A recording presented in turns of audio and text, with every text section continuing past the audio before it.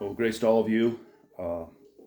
Just want to send a quick update regarding the Ukrainian ministry. It's turned into somewhat of a Ukrainian ministry here in our church now. A lot of you have been writing and asking what's going on, and some of you have already been sending financial support and help. So I just wanted to send just a brief update. As you know, the war is causing a lot of upheaval. Those that are making out alive or in Poland, Czech Republic at this point has received some 300,000 Ukrainian refugees. The logistical difficulties of receiving that many people at one time are significant. They've been farming them out to different cities outside of Prague, trying to take some of the pressure off of the capital, the main city. And they've been coming now to Kladno for a couple weeks. And we meet as a church every Sunday across the street. I'm just in my office here where I work during the week, but we meet across the street in the hotel because there's more room there. And one of the women that works there at the reception, she's Ukrainian originally, and she asked us if we would be able to provide food for the refugees who are staying in the hotel.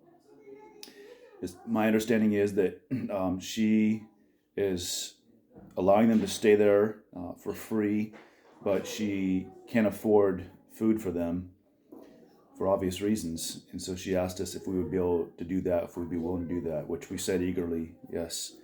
So for the last 3 weeks, we've been providing them food. We get them breakfast, and then we have them over here at noon for lunch.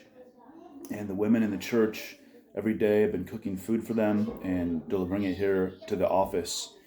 So we're providing food. We're providing, in some cases, shelter for those that need it. If there's no room now at the hotel, then we're trying to find other places where they either take them. Some places, if we have to pay, we'll do that.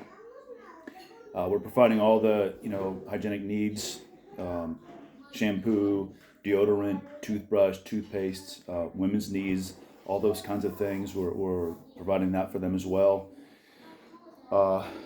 Gina, who's from Cornerstone in California, who's basically a deaconess here, has really been doing a ton of the work in organizing the delivery of food, coordinating with the lady at the hotel, and again coordinating here with the refugees.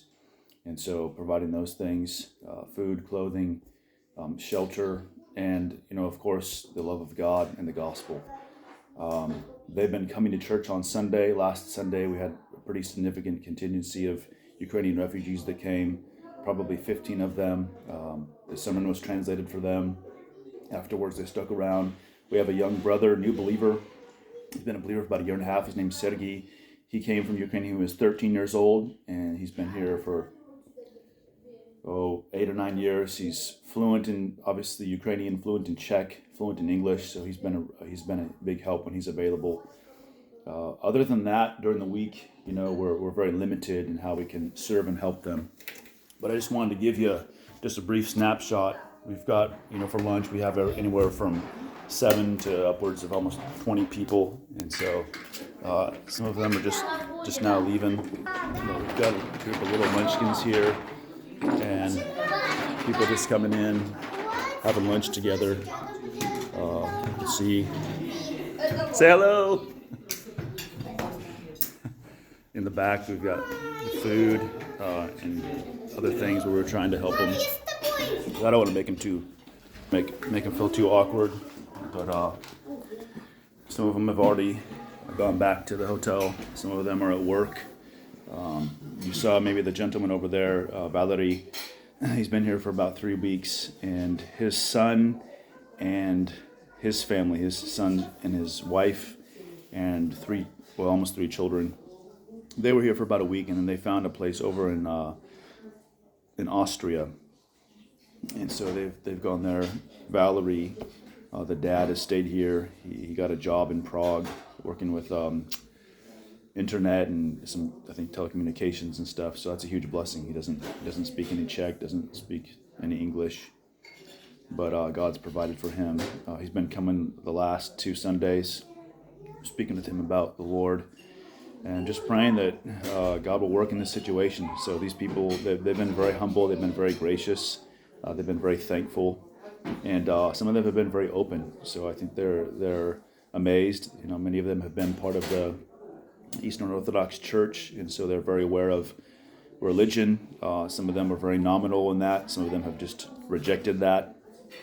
But coming to a living church on Sunday, seeing people worshiping Christ, listening to the Word, hearing biblical preaching, and then afterwards, we stay together for upwards of 2.5 hours, just fellowshipping, having lunch. So they're watching this firsthand, just seeing how a real church functions and loves one another, and that's been impactful upon them. So just want to give you that brief update.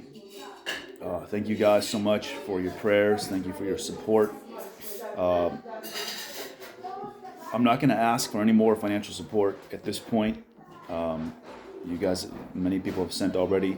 I think we're going to wait for a little bit and see what happens.